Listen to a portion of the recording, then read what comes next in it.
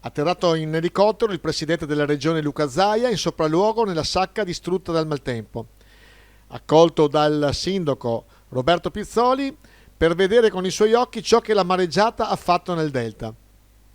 Ringraziamo Paolo Mancin per le immagini.